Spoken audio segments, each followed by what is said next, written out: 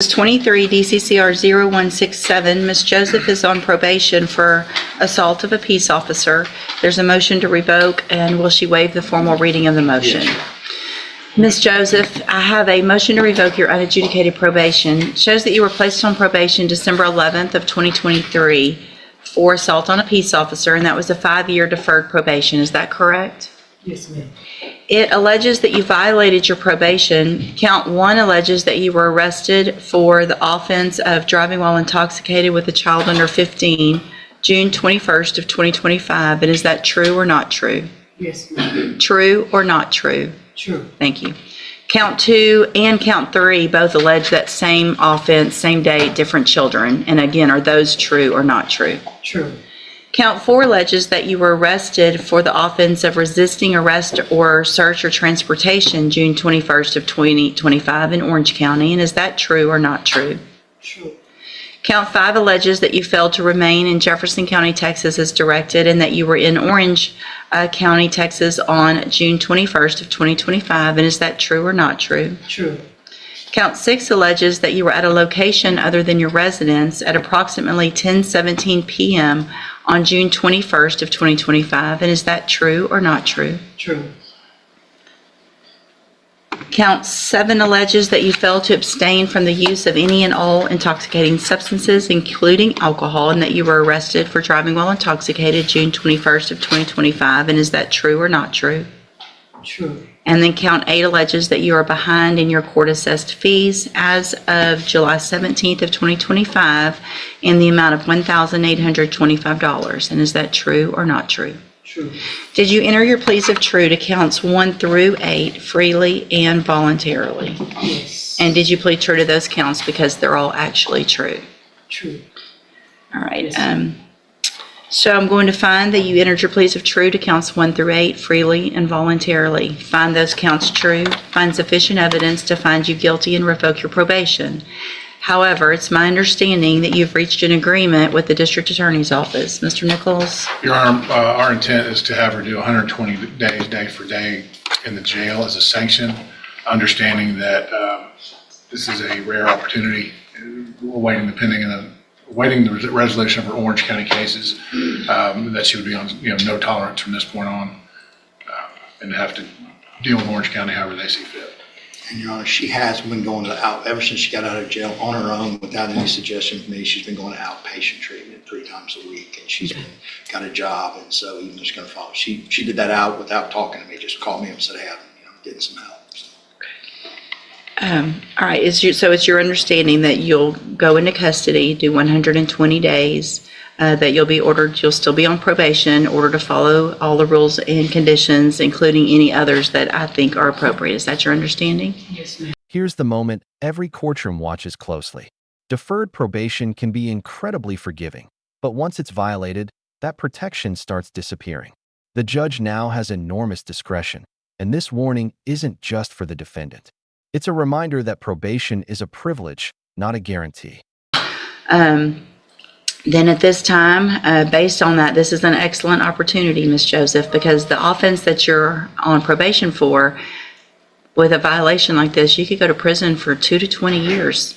So I want you to take advantage of this opportunity that you're being given today, because if you don't and you're back in here on any violations, it will likely not go this way. You understand? Yes, ma'am. So I'm going to, again, find counts 1 through 8 true. I'm not going to revoke your probation. I'm going to continue you on probation. I am going to extend your probation by 1 year.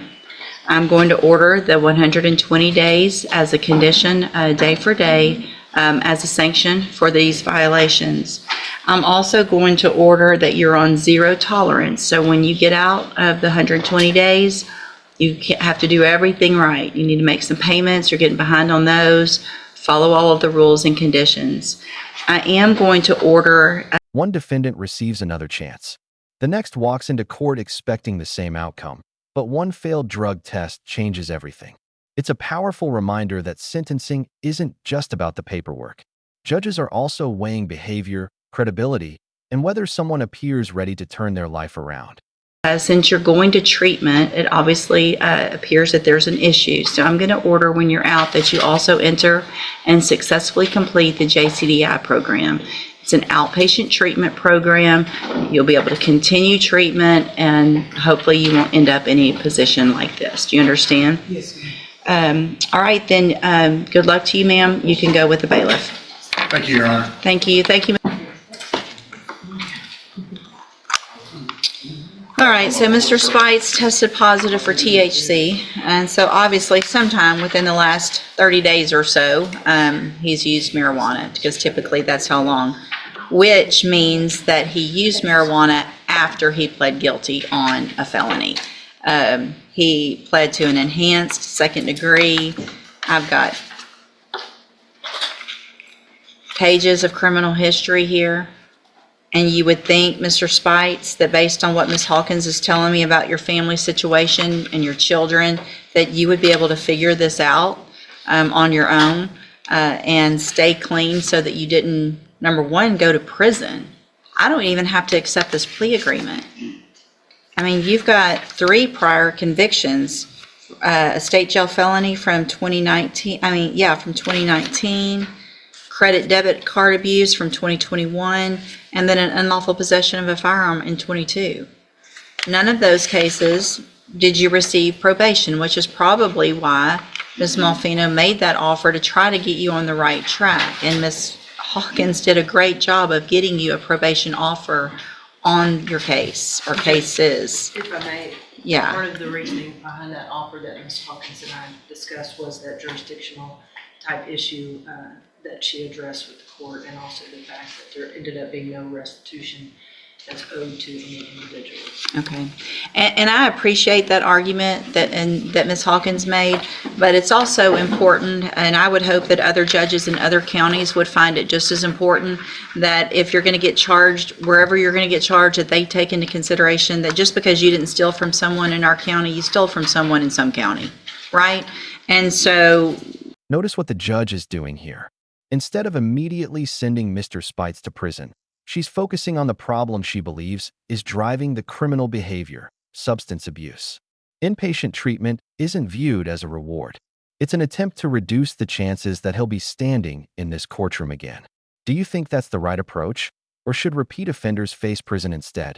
Let us know in the comments. We got you here, but somebody's a victim. And it's important to me, and hopefully important to every judge in the state of Texas, that we kind of look out for each other in each other's counties. So I get that you were just traveling through, probably lucky that we got you, because who knows what would have happened at that point if you ever would have gotten caught. And that's not fair, no matter what county the crime is actually committed in. Does that make sense? Based on everything that is being offered to you and what the pre-sentence talks about with regard to drug usage, the only way I'm going to go forward with this is with some inpatient ISF up front. So it's not necessarily meant to be a punishment. It will probably feel like it a little bit, but if you're going to be successful in the rest of your life and be there for your children, then you got to figure out how to stay clean and make some better decisions. So that's what's going to happen today. Any reason not to go forward with sentencing at this point? No, Your Honor. No, Your Honor. Just my only concern with that is the other pending cases in Fort Bend and Joseph County. I don't know why I simply take it. What are the court, or do you represent them in Fort Bend? Not And Fort Bend, Judge, no. I have his attorney's information up there. and what about the Harris County, I do represent that abating? I do represent him in Harris County.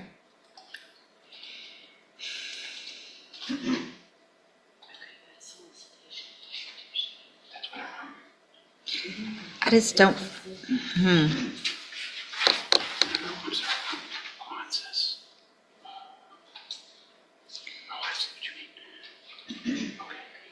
trying to think of logistically, because one thing that I can do, I'm just not inclined to let Mr. Spites walk out today on a probation when he tests positive with this kind of history and with technically 4 felony cases pending in 3 different counties. So, I have to ask Judge, my next question was gonna be, is there typically a report date that could be given for ISF from the attorneys No. on in for it? no. And so what I'm going to do is I'm going to order it. And then once he's in custody, if you'll let obviously Harris County know that he is in custody. And if they will put a hold on him and come get him, I'll release the ISF hold while he goes and takes care of with that. Same thing with Fort Bend. But then if those are going to be probations or whatever happens, we'll put our hold back on once he's gone. So that when he finishes those counties, we've still got him for ISF. Sometimes what happens if that process takes a really lengthy time, then potentially if I feel like it's a good enough time, then I can hold that at abeyance at that point and require something like JCDI, which is outpatient. But based on the positive drug screen today and based on this criminal history and what all is pending, he's not walking out of here today. So we'll do it that way. If you'll get with his attorney in Fort Bend County, the sooner they get something set and get a hold on him, the better. Okay, that way he can get transferred, get those cases taken care of. And I'll reach out to those DA offices, Judge. Perfect. Maybe with the court's order, they would be willing to negotiate their Something cases. quickly. Yes. So, Mr. Spites, I'm going to find that you previously entered your plea of guilty freely and voluntarily. Find sufficient evidence to find you guilty. I'm going to follow the agreement that you made with your attorney and defer all proceedings and place you on probation for 5 years. You're ordered to pay a $500 fine. There is no restitution. And you're ordered to enter and successfully complete. Mr. Spites, talk to her in a minute. Just listen to what I'm saying, okay? You're ordered to enter and successfully complete the substance abuse track of the ISF program. And if you do all of this, this is a great opportunity for you. I know it doesn't feel like it today, but you have a great opportunity in this case, number one, without another felony conviction, and to be able to serve any sentence while you're out on probation. I want you to make sure you understand, though, what the consequences could be if you violate this probation. So if you choose to smoke marijuana again or not show up for an appointments or whatever it is, then you're looking at not just a sentence of the theft of property, which is the 3rd-degree felony. You pled to an enhancement, which means if you violate, you could be found guilty and sentenced to prison for anywhere between 2 years and up to 20 years. So I'm trying to... These back-to-back hearings show just how much judicial discretion matters. One defendant admitted 8 probation violations and still avoided prison through a negotiated sanction. The other technically received probation as promised, but lost his freedom immediately because a positive drug test convinced the judge that treatment had to come first. Same courtroom, different circumstances, different outcomes. And that's exactly why every decision made before walking into court can completely change what happens inside it. Keep that from happening and give you some tools so you can be successful. I'm handing you the trial court certification that shows this was an agreement. I followed it, and so you've waived your right to appeal. You can back with the bailiff. Ms. Hawkins can visit with you back there, okay? Yes, sir. Okay. The fact that, all right, y'all taking me in. That means like I can't get out from here. How can I get out so I can be able to handle Fort Bend? We're going to let them know that you're in custody, and they'll come transfer you over there from our custody. Okay, so that's what I'm saying. That's what I'm trying to understand. Okay, if I'm on bond with them, like how would that work? Ms. Hawkins can explain it to you, okay?